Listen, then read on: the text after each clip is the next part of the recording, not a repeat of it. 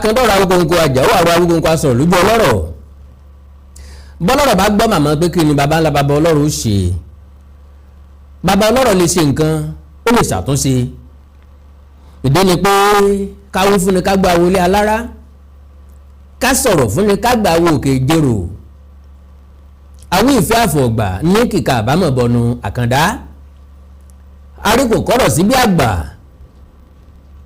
ẹ̀kẹ́ ọmọ adófọ́ ti lé òtítọ́ alẹ́ ọmọ ayẹrù mọ́sọ̀ ayẹrù ọmọ yẹkóyẹkó ọ̀gẹ̀dẹ̀ ọmọ yẹdòyẹdò ní tó fún pé bí ẹ̀gbọ̀n owó ọmọ yẹnuyẹnu màmá pé mo dé ají pariwo bí ẹyọ kó máa sì fi ọ̀rọ̀ ìjìnlẹ̀ báyìí àkàndá mo tún ti kọ̀lẹ̀kùn wọ́n wọlé àròyé wá ìpinnu ni mo ọba gbogbo aṣọ kẹ́ni mi ọlọ́jà bàgẹ̀bàgẹ̀ lórí ọ̀rọ̀ ilẹ̀ Yorùbá ilẹ̀ káàárọ̀ òjíire táǹgbòrò bí ó ṣe dùn bí ó ṣe dáa bí ó ṣe rọ̀ wá lọ́rùn bí ó ṣe gbé fún gbogbo wa tàwa wò wípé àwọn nǹkan kan gbóǹbẹ̀ ní tó gun èèyàn yẹ ká gbìyànjú láti mú tọ́ kò ní ṣàì fún wa nìkan kò ní ṣàì mú kótó àti gégélé dání kò ní ṣàì mú fàákàjà ọmọ ìyá méjì fẹ́ wọ̀ yẹ̀wù dandan ní ká gbúnra wa a ṣàkíyèsí lórí àwọn ọba aládé wa pàápàá jùlọ bàbá wa Aláàfin Ọ̀yọ́ His Imperial Majesty ọba Abímbọ́lá Akeem Owoade Ẹlẹ́wẹ̀ẹ́tù the first àti bàbá wa Àrólé Odùduwà Jìgbẹ̀nìbí àti Àkún His Imperial Majesty ọba Adéyẹyè Babátúndé Àkàndé Ẹnìtàn Ògúnwùsì kábíyèsí o fáwọn ọba méjèèjì àkíyèsí tá a wá ṣe làwa ní kò yẹ kó máa lọ bẹ́ẹ̀ pé àwa tá a dọ́mọ àwa náà lè bá àwọn bàbá wa sọ̀rọ̀ àgbà ò sí ìlú bàjẹ́ àgbò sí ìlú bàjẹ́ baálé ilé kú ilé dahoro ṣùgbọ́n àwọn bàbá wa yìí náà ni wọ́n sọ fún wa pé ọwọ́ èwe ò tó pẹpẹ tàgbàlagbà ọwọ́ kèrèǹgbè ohun àgbà gbọ́ ọmọdé kọ́mọ́kọ̀ ohun ọmọdé bí àgbà kọ́mọ́kọ̀ gbogbo ala ní ìta lè fi múra wa wọ́n wá ní ọmọdé gbà àgbà gbọ́n la ìdálẹ̀ ẹ̀fẹ̀ ó túmọ̀ sí pé bọ́mọdé bá mọ ọwọ́ yóò bá gbà jẹun àwọn òkúta ṣàkíyèsí níbi ìwúyọ ọba tí wọ́n rò wípé ó ń gan ló yẹ kí media segment bàbá wa Aláàfin kí wọ́n jáde kí wọ́n kàn ṣàtúnṣe ẹ̀ kó tó dípa bẹ̀rẹ̀ sí ní sọ asọ́kùtàn tí mẹ́gún dìjọ́ rẹ̀ lẹ̀ ìtàn ńlá wa fàfàfà tá àti ìfàtàn tá àti ìfàjà tá àsì tí ì lè fàjà nínú àwọn nǹkan tí ń bí wàhálà tí ń bí lásìgbò tàbí tí ń bí ìkùnsínú ni mo ti wá sọ̀rọ̀ Ọ̀yọ́túnjí níbi tí mo sọ wípé bàbá wọn ní tí Ilé Ifẹ̀ rán àwọn èèyàn lọ sí Ọ̀yọ́túnjí kí wọ́n lọ ṣe ẹ̀lẹ́m̀bẹ̀ sí wọn kí wọ́n sì ṣètùtù àtòrò lórí ọba wọn tó gbéṣẹ̀ lójijì wípé bàbá wa Abímbọ́lá Owoade wá pè wọ́n ń bẹ̀ pé kí ni wọ́n ṣe ń bẹ̀ ṣé tẹ́rìtìrì wọn débẹ̀ ńgbà tí mo sọ gbogbo àwọn ọmọ Yorùbá tí wọ́n fòye bá wa bọ̀ ògbóngàn lèmi o àwọn ọ̀jọ̀gbọ́n ni wọ́n wò wá tán ń gbọ́ wa àwọn olóyè ọlọ́gbọ́n wọ́n wò wá tán ń gbọ́ wa wọ́n kéètù nínú ooru nígbà tí mo wá sọ wípé báyìí ló ṣe rí kò sí ìyàn jíjà ń bẹ̀ àwọn tó bá takò mí àwọn tí ò rí lé ọ̀rọ̀ ni Àkàndá bí wọn bá rí ìdí ogun òní pójú ogun yá wípé kó tó di pé bàbá wa wúyè ni eléyìí ti lọ lábẹ́lẹ̀ ok àwa wúyè tán òun náà ni ẹnìkan tí wọ́n ń pè ní bàbá ọba èèyàn kan tiẹ̀ ló sọ fún mi wípé ṣé mo gbọ́ nǹkan tó ṣẹlẹ̀ lọ́yọ̀ọ́ sí bàbá ọba mo ní kí ló ṣẹlẹ̀ wọ́n ní wọ́n lu bàbá ọba wọ́n á ní ọ̀rọ̀ òkèrè bí òǹlé kan máa ń dé ẹ jẹ́ n bá bàbá ọba gangan sọ̀rọ̀ mo dẹ̀ bá wọn sọ̀rọ̀ nígbà tí mo bá wọn sọ̀rọ̀ mo wá jáde síta pé ntọ́ṣẹlẹ̀ lọ́yọ̀ọ́ nìyí bàbá yìí sọ wípé kábíyèsí bàbá wa Owoade wọ́n béèrè àwọn ìbéèrè kan lọ́wọ́ òun ìdáhùn tó ń fún wọn múnú bí wọn àti pàápàá dẹ́rẹ́bà òun ó ń ká òun sílẹ̀ lélẹ̀ tó lòdì sófin tí ọ̀dẹ̀ bá nǹkan kan mu tó jẹ́ pé kò sẹ́ni tó lè gbà pé ó yẹ kó rí bẹ́ẹ̀ kéèyàn ó tó ká ọ̀rọ̀ èèyàn sílẹ̀ tàbí téèyàn bá ká ọ̀rọ̀ èèyàn sílẹ̀ kéèyàn ó tó lo èèyàn lè gbàṣẹ lọ́wọ́ ẹni tó ní ọ̀rọ̀. mo wá bá bàbá ọba sọ̀rọ̀ tẹ́lẹ̀tẹ́lẹ̀ n ò lè lu ọ̀rọ̀ wọn torí wọn gbàṣẹ, ṣùgbọ́n nígbà tí àtẹ̀jáde jáde láti ààfin bàbá wa ọba Bímbọ́lá Owoade wípé ọ̀rọ̀ tí mo sọ ọ̀rọ̀ tí ò lẹ́sẹ̀ ńlẹ̀ ni àti pé ọ̀rọ̀ tó fi síbì kan ni pé ọ̀tẹ̀ ni mo fi ṣe, mo wá ní ọmọ táànà tí ó dẹjọ́ ìdí ni pé èmi àkàndá ọ̀rọ̀ Awíkonko ọmọ Yorùbá ni mí o, Yorùbá yé mi dáadáa, gbogbo àwọn nǹkan tí mo ṣe sẹ́yìn kò ṣẹlẹ̀ tí mo ti fi gbogbo ẹnu sọ̀rọ̀ ńbẹ̀. mo wá wò wípé dandan ni kí n wá sọ̀rọ̀ gan-an nínú àkọsílẹ̀ nínú àtẹ̀jáde tán fi síta wọ́n jẹ́ pé yé wa wípé lineage Ọ̀yọ́ Aláàfin ìwé Ọ̀yọ́túnjí oníkọ́lá sọ̀tàn Ọ̀yọ́túnjí gangan, ṣùgbọ́n mo wá pẹ̀lú ẹ̀rí tọ́pọ̀, mo wá pẹ̀lú àwọn fídíò tó establish bàbá àwọn Ọọ̀ni pẹ̀lú Ọ̀yọ́túnjí. bákan náà igun méjì tí Ọ̀yọ́túnjí pínra wọn sí nísìnyí, àwọn kan sọ wípé àwọn fẹ́ kí Aláàfin ọmọ wa dé àwọn ládé. Ọọ̀ni ní dé wọn ládé tẹ́lẹ̀ o, Ọọ̀ni ló ní rapport pẹ̀lú wọn tẹ́lẹ̀ o, Ọọ̀ni ló já lájọṣepọ̀ pẹ̀lú wọn tẹ́lẹ̀ o, Ọọ̀ni ni wọ́n gbé lẹ́tà lọ bá o, wọ́n fi fídíò ṣe ìfẹsẹ̀múlẹ̀ rẹ̀ láì dènà pẹ̀lú àtẹ̀jáde tí wọ́n fi ta. mo ti kà á lọ́sàn-án ṣùgbọ́n wọ́n tó kà á kó lè wà lákọọ́lẹ̀ torí gbogbo nǹkan tá à ń ṣe yìí ìtàn padà béèrè rẹ̀ lọ́wọ́ wa lọ́la, àkọsílẹ̀ ìtàn lèmi ń ṣe.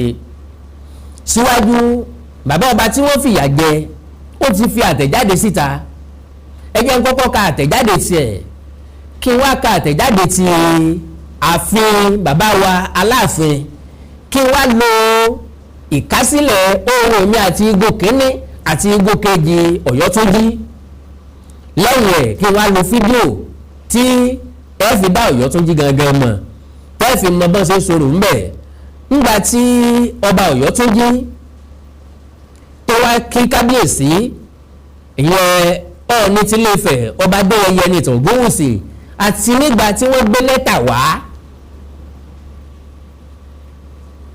wọ́n jọba mí o, wọ́n fẹ́ ṣayẹyẹ mí o, wọ́n ṣètùtù, wọ́n fẹ́ ìrànlọ́wọ́ bàbá wa Ọọ̀ni tilé Ifẹ̀ tí wọ́n gbé lẹ́tà wá, wọ́n ṣe ìfẹsẹ̀múlẹ̀ rẹ̀. now ẹja fetílẹ̀ ká gbọ́ àpilẹ̀kọ ti bàbá ọba Ọ̀yọ́túnjí. ó ní bàbá ọba Ọ̀yọ́túnjí South Carolina USA beat by Aláàfin Ọ̀yọ́ aides for saying the truth. ìyẹn ni pé àwọn amúgbálẹ́gbẹ̀ẹ́ bàbá wa Aláàfin Ọ̀yọ́ ni wọ́n lu bàbá ọba. barely 2 weeks of Aláàfin Akeem Abimbola Owoade from Canada to Aláàfin started Hitler autocratic style administration through his aides and surrogates by punishing whoever expressed opinion he did not like. Several instances are feasible. One instance stand out when he directed his aides to beat Baba Oba Oyotunji, High Chief Lukman Aronfale, his wife and his entourage to his palace to be mercilessly beaten. Baba Oba was slapped and hit mercilessly that caused brushes and blood all over his body for saying the truth that Ife has always crowned Oyotunji king. Baba Oba Oyotunji, who is a grandson of an Nit'Ori king's extraction, a highly respected individual who promotes Yoruba culture and tradition all over the world and who spent his money, time on this cause, as well as the fact that he has facilitated the kingships of several kings at home and abroad, was invited to meet the newly crowned Aláàfin Akeem Abimbola Owoade through Ramsat. orúkọ ẹni tó invite wọn láti wá rí pé kábíyèsí fẹ́ rí wọn ni Ramsat, one of Aláàfin's who fast track his visit to see Aláàfin. According to eyewitness accounts, upon Aláàfin dialogue with Baba Oba, the issue of who has been crowning Oyotunji came up. The moment he mentioned it was Ooni of Ife, that is when uproar occurred by Alaafin and his scrupulous aides outburst that the current Alaafin predecessor, Alaafin Lamidi Adeyemi III, was one that comes to Oyotunji kingdom in USA to crown Oyotunji kings, which is untrue. At one point, his aide said that Bàbá Oba's driver was doing voice recording, which was without Bàbá Oba knowledge. That's when Bàbá Oba, Aronfale, and his Olori, including his entourage, were mercilessly beaten, dishonored to the extent that brushes and blood was all over Bàbá Oba's body. Eyewitness account says Alaafin called the state police area command to arrest and detain Bàbá Oba, his wife, and his entourage. He contends that Bàbá Oba came to his palace to spy for Ooni. Bàbá Oba, however, was not detained, but his driver was detained. He was asked to report to the police station the following morning.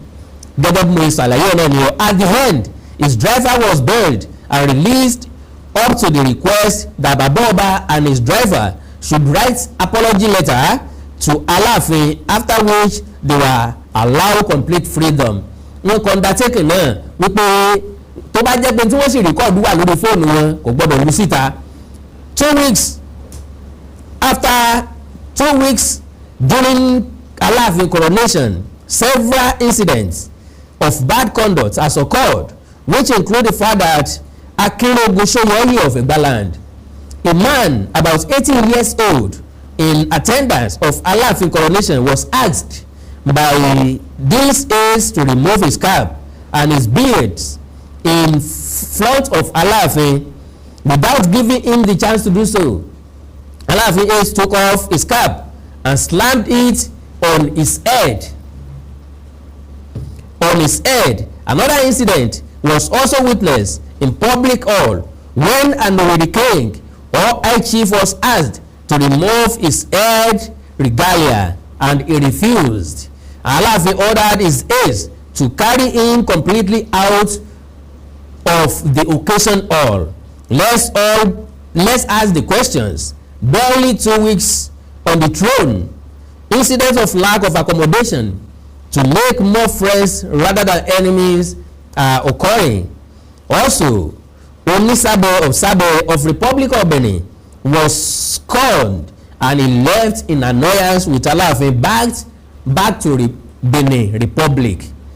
Ntí ó wá láti ọ̀dọ̀ Bàbá Ọba Oyotunji South Carolina, àwọn tó witness ẹ̀ ntí wọ́n sọ nìyẹn, tàbí àwọn tí wọ́n jọ lọ ń tọ́ kọjá dé nìyẹn. Now press release tó jáde láti palace bàbá wa His Imperial Majesty Ọba Abímbọ́lá Akeem Owoade Elewetu the first olúroko òroko oko yàndá ń bẹ létí akínmọ̀ọ́rìn oko bàbá ń bẹ lábojú pa. Bàbá fi àtẹ̀jáde síta nítorí nǹkan tí mo sọ lórí ọ̀rọ̀ yìí tẹ́lẹ̀. Press release the battle line drawn by Alaafin. Alaafin not in royal supremacy battle with any monarch.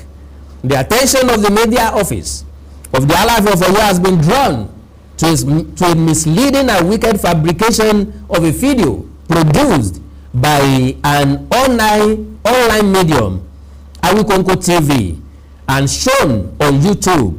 A release signed by the Director of Media and Publicity, Bode Durojaye, stated that in the malicious video, the anchor narrated how the Alaafin of Oyo, Obambibola Akeem Owoade, ordered his men to beat to a pulp father of the monarch tí wọ́n tó misunderstand tàbí tí wọ́n misplaced. Kì í ṣe bàbá tó bí ọba, ó yẹ bàbá ọba ní aṣojú afọbanímọ̀ràn, monarch of a village in the United States of America, and later handed him over to the police. The misguided anchor said the action was in attestation of Aláàfin Owoade supremacy battle with the Ooni of Ife. Ṣé kò tí wà clear pé supremacy battle ni? Tí gbogbo ilé ìta àsọtẹ́lẹ̀ ò bá hàn, at least lórí Ọ̀yọ́túnjí yìí ó ti hàn dáadáa. A ti mọ̀ wípé supremacy battle ó wà láàrin àwọn méjèèjì, tàbí ká sọ pé ó wà láàrin bàbá wa Aláàfin Owoade, because Ọọ̀ni ò kí àrárá, àwọn kò tiẹ̀ sí nǹkan tó kàn wọ́n rárá. Wọn ò dẹ̀bọ́ wọn ọ̀dọ́jà fúnra lára àwọn èèyàn ló lọ síbẹ̀, máa fi ẹ̀rí tó dájú máa fi lélẹ̀ nísìnyí. Supremacy, the misguided anchor said the action was in attestation of Aláàfin Owoade's supremacy battle with the Ooni of Ife. The anchor of the video was not only a pathological liar, but should be confined to dungeon of eternity for being heartless in dishing out such lies. What really happened was that the ancestral lineage of descendants of Oyotunji village in the USA is Oyotown. Ṣé ẹ ti ráyé báyìí o? Nígbà wo ni Ọ̀yọ́ dá Oyotunji kalẹ̀? Nígbà wo làwọn gbọ́ nípa Oyotunji? Kábíyèsí bàbá wa Owoade, your imperial majesty sir, láti ìgbà tẹ́ ti ń gbọ́ nípa Oyotunji ó dẹ̀ mélòó tẹ́ ti lọ bẹ̀ wọ́n wò ń bẹ̀, kí ni pàtẹ́ ẹ̀kọ́ ń bẹ̀? Nígbà tẹ́ ẹ mọ̀ wípé ancestral town Ọ̀yọ́ ni, kí ni ẹ ti lọ, iṣẹ́ ìwé lẹ ti lọ ṣe ń bẹ̀, iṣẹ́ ìdàgbàsókè ìwé lẹ ti lọ ṣe ń bẹ̀, kí lẹ ti bá wọn participate ń bẹ̀ rí, ṣé ẹ ti wọ bẹ̀ rí? It was more than 2 occasions during the reign of the late Aláàfin Ọba Lamidi Adéyẹmí III that the people of Oyotunji village traced their ancestral home to Owotown and were given red carpet reception. Okay, kò sí tó báyìí ń bẹ̀. Ká nígbà ayé bàbá wa His Imperial Majesty Ọba Lamidi Adéyẹmí ẹlẹ́ẹ̀kẹta Àtàndá Ẹkùn wípé àwọn Ọ̀yọ́túnjí wọ́n wá bẹ bàbá wò, kò sí tó báyìí ń bẹ̀. Ṣùgbọ́n ǹjẹ́ ìyẹn jíjà wà wípé Ọọ̀ni ló fi wọ́n jọba, ọba tó gbéṣẹ̀ yìí àti bàbá ọba tó gbéṣẹ̀ yìí wípé Ọọ̀ni ló fi wọ́n jọba? Ṣé àríyànjiyàn wà ń bẹ̀? Mò ń bọ̀ o, n ò tí ì dé o. Wọ́n fún red carpet reception when a new Aláàfin was appointed, and after the coronation the Oyotunji monarch thought it expedient to pay congratulations visit to his ancestral royal father, which he did. Ìyẹn ni pé kí ọba Ọ̀yọ́túnjí kí wọ́n tó wàjà lọ́dún tó lọ, wọ́n wá ṣàbẹ̀wò sí àwọn Aláàfin gẹ́gẹ́ bí ibi tí wọ́n rí gẹ́gẹ́ bí orírun wọn ìsókè o, ṣùgbọ́n mò ń bọ̀. He was well received by the Aláàfin before his departure. Okay, when then did this online medium defecating the social media space get its own story? I will establish my story, which is real fact with evidence. Tí mo máa fi knock gbogbo ọ̀rọ̀ yẹn tán. The video shown neither correlates nor synchronize with the anchor. What is more, how possible is it for the Aláàfin to order the beating of a monarch who paid him a visit from a foreign village and with Oyotown as its ancestral home? No, ọba kọ́ ló wá kí o, bàbá ọba ló wá kí, oyè ni bàbá ọba o. A sọ pé kábíyèsí Ọ̀yọ́túnjí lọ́nà tó ní òun tí ìjọba míì wọ́n ẹ̀sẹ̀ ń gbà á lérò láti ìjọba míì ni. However, to those who are bereft of Yoruba history as a purveyor of authentic Yoruba traditions and given the responsibility of the Aláàfin, who is expected to be diplomatic, energetic and protective of his people, could not have condescended so low as to have ordered his men to beat to a pulp father of a monarch from a village that belongs to Oyo. A village that belongs to Oyo, ìgbà wo ló belong sí Ọ̀yọ́? Torí pé ló ń jẹ́ Ọ̀yọ́túnjí iná ti belong sí Ọ̀yọ́. Okay o, àgbọ̀fẹsẹ̀ ìmúlẹ̀ ní ìsìn o in the United States of America. So ìyẹn ti túnlẹ̀ sí pé bí ìfà lápẹ́ dùn lóye sí, àbí gbèsè ọba bá já wọn ní ẹwà bọ́yadé lọ. Ìgbà tó wọ́n nínú ọbẹ̀ bẹ́ẹ̀ Ọọ̀ni nínú Ọọ̀ni ní ṣe wàhálà Ọọ̀ni ní ráwọ̀ yẹn lọ. Ìgbà tí àwa fẹ́ fi gbà yìí nísìnyí ó wá di ti Aláàfin, the village that belongs to Ọ̀yọ́ in the United States of America. does it belong to Ọ̀yọ́? Àwọn tó dálẹ̀ ṣe torí Ọ̀yọ́ náà ṣe dálẹ̀. Okay o, before anyone can be appointed for the position of Aláàfin, he must possess all these qualities. Hence, the title of Yoruba land success in the building of a strong and longest reigning empire in the world. Reigning empire wo? Lọ́dún wo? Empire Ọ̀yọ́ ti fall tipẹ́tipẹ́, which lasted over 600 uninterrupted years. Tó bá jẹ́ pé mo wà lọ́wọ́ yẹ kó dúró mọ́ tì mí pé wọ́n sọ pé Ọ̀yọ́ empire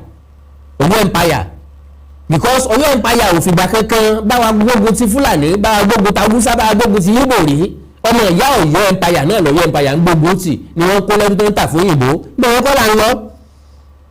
Which lasted over 600 uninterrupted years and also founded a new settlement with an efficient palace, bureaucracy and an unwritten but resilient constitution. Aláàfin Owoade is a royal father who puts emphasis on his own integrity, works to develop a strong ethical foundation with an understanding of godly behavior, and he has been living to please God with a good character and a clean conscience. Before his appointment as the 46th Aláàfin, the paramount ruler is man of commendable standards, as not many leaders have the credentials of placing public good above even the most reasonable of arguments like Aláàfin Owoade. When a leader is not conflicted inside and has truly experienced pure unconditional love, then he will be at peace. These leaders do not need any affirmation from the outside. Irọ́ ni sa o, èèyàn ní ìdí affirmation láti ta o, because ẹni tó bá da ara yóò sọ pé ó da o, ẹni tí ò bá da ara yóò sọ pé kò da o. Láti ilé ayé láti ń gbèrè iṣẹ́ wa ká tó lọ sọ́run, ní tá a bá ṣe látàyé nìsín láti ń kà á. These leaders does not need any affirmation from the outside, nor will criticism affect them. They are in an inner state of peace, which is inner power, while playing the part of someone in a position of leadership to society. Aláàfin Abímbọ́lá Akeem Owoade is not in royal supremacy battle with anyone, but rather more concerned about the progress, development of his country home and emancipation of the entire Yoruba race. Members of the public are therefore advised to disregard the malicious video and the fabricated anchor on YouTube. God bless you. Ntí wọn kọ́ bẹ̀ nù. Now, ẹ jẹ́ kí n wá sáré sọ fún gbogbo ọmọ Yorùbá kí n tó bẹ̀rẹ̀ sí ní lo àwọn first note àti fídíò yìí, tàbí kí n kọ́kọ́ bẹ̀rẹ̀ sí ní lo àwọn first note yẹn gan. Kí ó wá ṣàlàyé dáadáa fún yín. Náà ẹ jẹ́ ká kọ́ gbọ́ ti bàbá ọba tí wọ́n ní wọ́n lu àwọn láàfin. Ó yá, ẹ bá mi ṣàlàyé báwo ló yẹ ṣẹlẹ̀. Àwọn ọ̀rọ̀ wá láti pálásì Aláàfin wípé ẹnìkan kò náà yìí o, wípé àgbélẹ̀rọ ọ̀rọ̀ ni o. Ẹ jẹ́ ká mọ ọjọ́ tó ṣẹlẹ̀, báwo ló yẹ ṣẹlẹ̀ gangan. On the 17th, April 17th, ní exactly 3:35 p.m. Kí lẹ̀yin lọ ṣe ń bẹ̀? Àwọn èdè Ramzat lórúkọ onítọ̀, òun ló ń pè mí pé bàbá fẹ́ bá mi sọ, Aláàfin fẹ́ bá mi sọ̀rọ̀ personally. Ramzat lórúkọ ẹ̀. Ìyá mo ń gbọ́ yín, ẹ má ṣàlàyé lọ. Òun ló pè mí tó ní bàbá, mo ní mi ti ẹ̀ ráyè, mi tẹ̀ fún 2 weeks. Pẹ̀lú lẹ́yìn sí pé bàbá fẹ́ bá mi sọ̀rọ̀, Aláàfin fẹ́ bá mi sọ̀rọ̀, àmọ́ òkè ààrẹ ń pè ẹ́ òdìfá tí Ifá bá fọ̀rọ̀ tí ẹni ò fọ̀rọ̀ rí ń kọ́, sọ̀rọ̀ yẹn ló jẹ́ kí n gbéra lọ síbẹ̀. Ẹbí lọ sí dé ibẹ̀, gbogbo èrò tó fẹ́ wá rí bàbá, wọ́n fast track immediately. Àwọn tó ti wà ń bẹ̀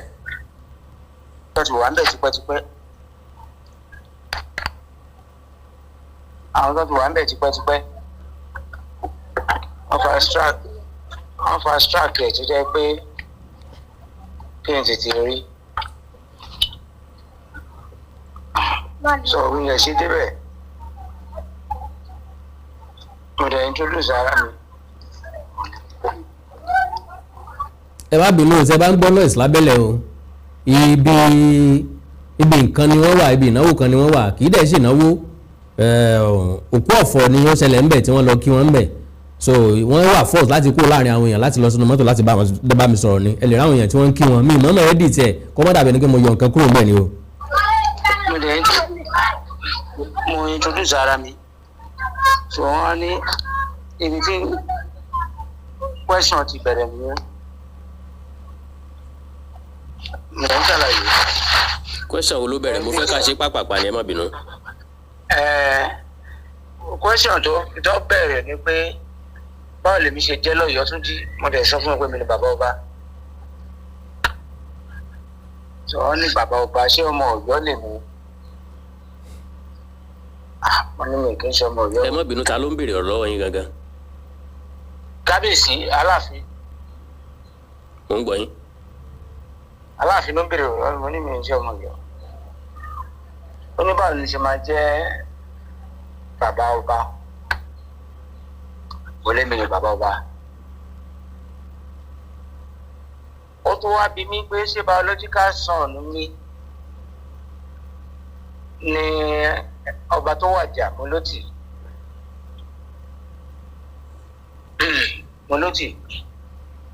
ìjọba biological son mi kọ́ explain yẹn náà so bẹ́ẹ̀ gbogbo àwọn tó wà bẹ́ẹ̀ òṣèlú kankan bẹ́ẹ̀ àwọn boys ọmọ ọ̀tá ló wà nínú ibẹ̀. kò sí ti ń jọ mọ̀tá láàfin àwọn ìránṣẹ́ ọba ni kì í sí ti jọ mọ̀tá bẹ̀. ok so lẹ́yìn ìgbà yẹn wá ń kọ́. lẹ́yìn yẹn náà wọ́n ní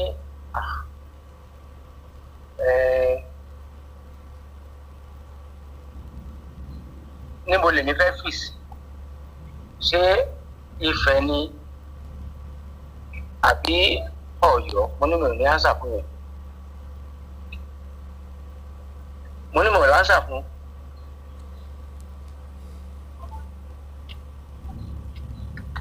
ìbéèrè yẹn jàre Teslim kò sí problem ok ọlọ́run wà pẹ̀lú ẹ̀ ṣó ń gbọ́ mi. mo wà pẹ̀lú yín. so ó dẹ̀ wá ní mo lè mi ò lè dáhùn sí ìbéèrè yẹn mo ní tẹ́bá tí wọ́n fẹ́ tutù that's another subject matter. àwọn èèyàn wọn gbogbo àwọn ọmọọta yẹn àwọn ẹwà sí àbíbọ́ ṣe ń pè wọ́n wọ́n ló ti irọ́ ló ń pa nígbà tó béèrè lọ́wọ́ mi pé ta ló ń jó pé mo ní Aláàfin Ọọ̀ni ló ń dé aládé ní Ọ̀yọ́túnjì ibi tó ti tán kò rí nìyẹn. That was the eyes that break the camel's back. mo dẹ̀ sọ fún wọn pé wọ́n ní irọ́ ni mò ń pa wọ́n rò pé statement of fact wá di rọ́ṣà.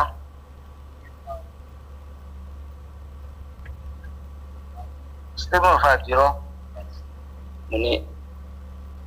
mo dẹ̀ maintain it throughout bó wọ́n yẹ sọ pé Aláàfin wá sí Ọ̀yọ́ tó láti wá dé wọn ládé mi Aláàfin ò dé Ọ̀yọ́túnjí rí. I can say it anytime any day. Adéyẹmí ò dé Ọ̀yọ́túnjí rí. ọjà rẹ ìyá mi. ẹkúnlẹ̀ láyọ̀. àmín àmín àmín. ọlọ́run aṣọ ìdílé bẹ́ẹ̀ lè máa dílé lápò náà ọ̀rẹ́ ọ̀gá mi. àmín àmín. ọ̀dọ̀ bíi síbẹ̀ ni wọ́n bá ní padà o. àmín àmín. so mi kì í má fọ̀rọ̀ gùn ṣá yẹn là ń sọ tí gbogbo wọn dẹ̀ bẹ̀rẹ̀ sí sọ̀rọ̀ dẹ̀ tọ́n gbogbo ẹ̀ upside down no balance. driver mi ló ń ṣe secret record ló ń ṣe recording voice ni o. wọ́n á ní ó dàbí pé làbọ́dẹ ibi tó dẹ̀ wá jìnnà sí mi pẹ̀lú kábíyèsí. That's when the tables turn. wọ́n kàn bẹ̀rẹ̀ sí gbá mi go get out jáde wọ́n kàn bẹ̀rẹ̀ sí gbá mi létí láti inú pálásì. wọ́n jù mí sí orí ìlẹ́lẹ̀ wọn gbogbo ẹ̀jẹ̀ lára mi so owó gbogbo ẹ̀ ṣe lọ nìyẹn ṣá. lẹ́yìn nìkan kọ́ ni wọ́n nà. èmi nìkan kọ́ náà ìyàwó mi náà. wọ́n ní wọn ò fọlọ́pàá mú rárá pé lọ́ọ̀rẹ́ pa o. bàbá ńlá ẹ̀rọ wọn ò fọlọ́pàá mú mi tọ́ni kọ́ lọ tì mí mọ́lé. òun gbọ́ wọn náà fọlọ́pàá mú wa. báwo wá ni àwa ṣe kọ statement. báwo yìí kọ́ ok ẹ kọ statement àbí. ó wà ní police station now. ok. ó wá arrest wa náà. ok driver yín ló ń sọ̀rọ̀ yìí. ó ti o kan lára àwọn ẹ̀kọ́ ayélujára ìjọba. ok ok fọ́ọ̀lù ìgbàdàn. ok. kò tọ́pẹ́. kò tọ́pẹ́ o. all right. They arrested everybody, took our car to the area command at Durban in Oyo State. Okay. Command that Goni Abambe. ẹ̀jọ̀ máa ń fún mi lásìkò kí n jẹ́. ok excuse me. area command náà gbé yín lọ. Bẹ́ẹ̀ni sir. yes. ńbẹ̀ náà ti gba statement yín lẹ̀. bẹ́ẹ̀ni Ajíbọ́lá ni area commandant bẹ̀. ok Ajíbọ́lá ni area commander bẹ̀. bẹ́ẹ̀ni. now ẹni wọ́n gba fóònù lọ́wọ́ yín ta ló gba fóònù lọ́wọ́ yín tẹ́lẹ̀. kílẹ̀ rí. ẹni wọ́n gba fóònù lọ́wọ́ yín pé wọ́n sì sí fóònù yín ta ló gbà tẹ́lẹ̀. nígbà tó ti bẹ̀rẹ̀ sí lù wá ni àwọn ẹmẹ̀wá ẹ̀ ẹ gba fóònù ẹ wọ́n kò bẹ̀rẹ̀ sí gba fóònù wọn kò wo fóònù àwa márùn-ún gbogbo àwọn ọmọ tó wà ní wọn gba fóònù. ìgbà wo ni wọ́n á kó fóònù yín fún yín padà. nígbà tá a fẹ́ máa bọ̀ nílé. ṣé station náà ti fún yín ní àbí ilé àbí palace. station. now òótọ́ ọ̀rọ̀ délẹ̀ ká bára wa sọ ẹ̀yin náà mọ̀ wípé bẹ́ẹ̀ ni ẹ ṣe rìkọ́ọ̀dù voice ò dáa. èmi ò wọ mi support ẹ but I don't know I don't understand. ó yé mi. but let us assume kó tiẹ̀ wá rí bẹ́ẹ̀ all they need to do is kọ́ dẹ̀ wò kọ́ delete ẹ̀ kọ́ gba fóònù ẹ̀. wọn pẹ̀lú yín. but bẹ́tì yẹn tí lùlù tiẹ̀ ló pọ̀ jù. It was a private setting ní o tiẹ̀ bí I don't know maybe out of excitement fún wà lọ́dọ̀ Aláàfin or whatever ní ìmọ̀ but I did not instruct him to do that. all right. bí o tiẹ̀ mọ̀. all right so n tẹ́ fìdí ẹ̀ múlẹ̀ ní ìsẹ́ni pé látìgbà tí wọ́n ti béèrè pé ta ni ń dé ọba Ọ̀yọ́túnjí ládé tẹ́ ẹ ti ní Ọọ̀ni ni ìgbà yẹn náà ni ìbínú ti ru jáde. bẹ́ẹ̀ni. ǹjẹ́ ṣe wá gbọ́ pé ọ̀rọ̀ Ọ̀yọ́túnjí yín ti di méjì báyìí o. méjì mọ̀ kó jẹ́ ti di mẹ́ta ni. ṣé bàbá yìí nìkan kọ́ lè lọ sọ́dọ̀ Aláàfin. bẹ́ẹ̀ni àná ti di mẹ́ta sẹ́ẹ̀. ẹ rí olórí Ọlọ́yọ̀túnjí àná ń bẹ̀. bẹ́ẹ̀ni kò kí mi wá pa torí ó ti divorce Ọlọ́yọ̀túnjí tó ti banish ẹ̀ ní Ọ̀yọ́túnjí for the past 2004 or 2003 tó dẹ̀ gbé sórí world wide web ó gbé sórí internet ó rí mi bẹ̀ náà tó lè wá kí mi. àwọn sọ pé àwọn kì í pé ẹ gbójú pé ẹ dá wọn lóhùn àwọn olórí kan ló sọ bẹ́ẹ̀ o ẹni tí wọ́n jọ wà ń bẹ̀ ló sọ bẹ́ẹ̀. ó kí mi bàbá ńlá irọ́ ni. wọ́n ní àwọn ti ṣètò míì pé àwọn ò fẹ́ kí àwọn fẹ́ kó jẹ́ pé Aláàfin ni yóò máa wá dé àwọn ládé báyìí. problem wọn nìyẹn nísìnyí níbi tó wà torí bọ́n ṣe lu ìyàwó mi ṣọ́rọ̀ mi yẹ. ó yé mi. ó ti ní kí n má dá sí ọ̀rọ̀ wọn mọ́ owó tí mò ń ná síbẹ̀ gbogbo nǹkan tí mò ń ṣe síbẹ̀ ọmọ tó yẹ kó ti lé kúrò ìgbà tá à ń ṣòkò ọba ó kàn wá ní àárín èrò ló ní ó kàn jókòó sí. ṣé Ọlọ́yọ̀túnjí ti bímọ tó dàgbà tó lè jẹ ọba padà. 22 years ó wá fún coronation Aláàfin. òun náà wálé. bẹ́ẹ̀ni. sóò ní Ọlájúwọ̀n. ó ti ọ̀ Ọlájúwọ̀n kọ Adésínà.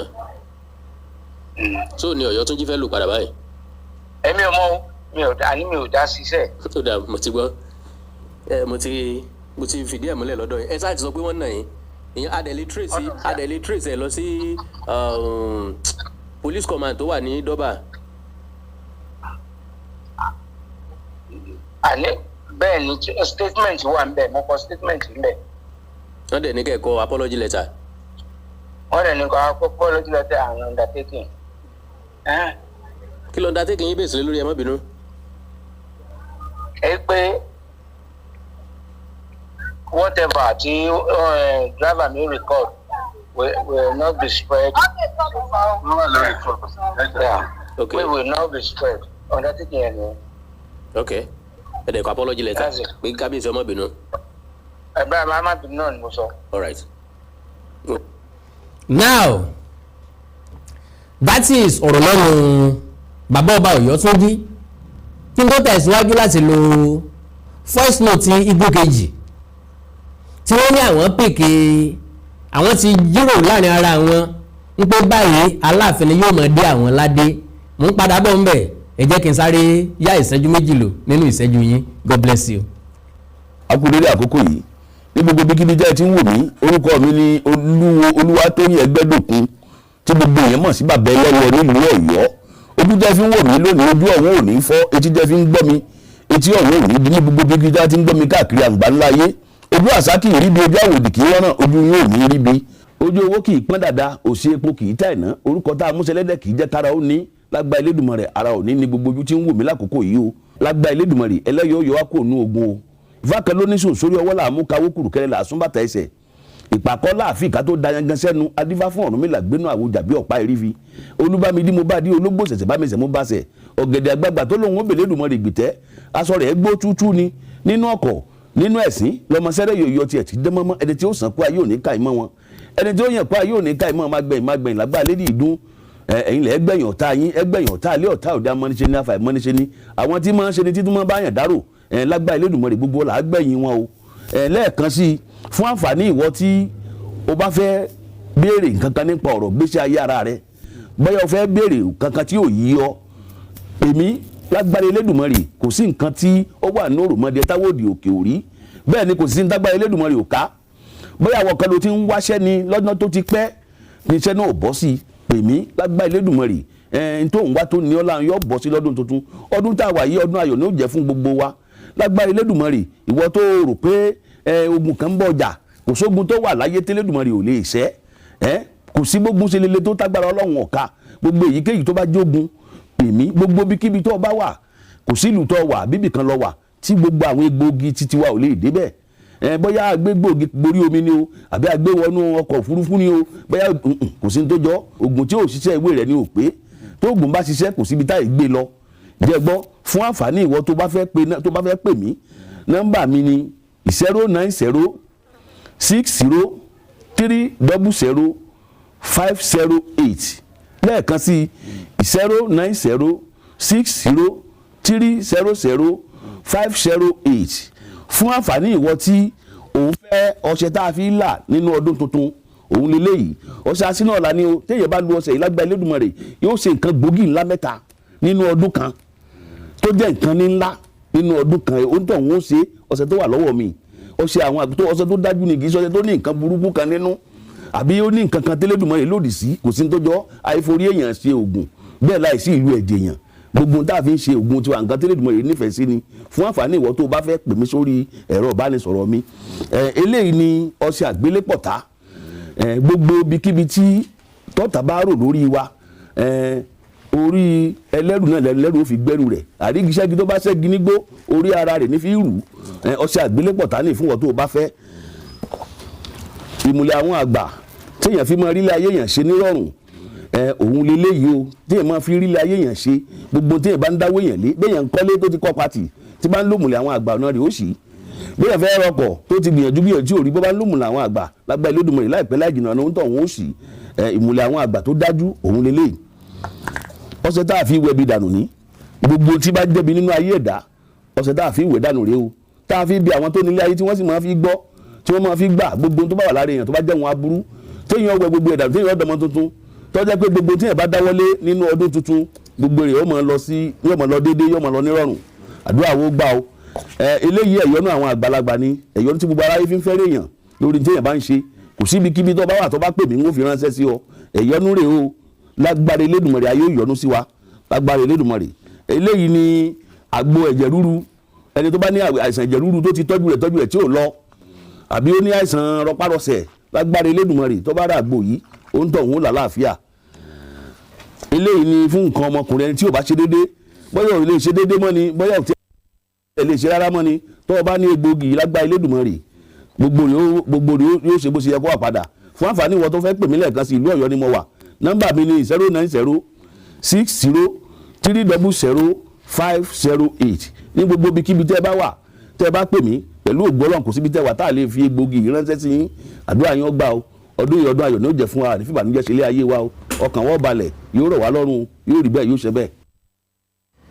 ẹ káàbọ̀ padà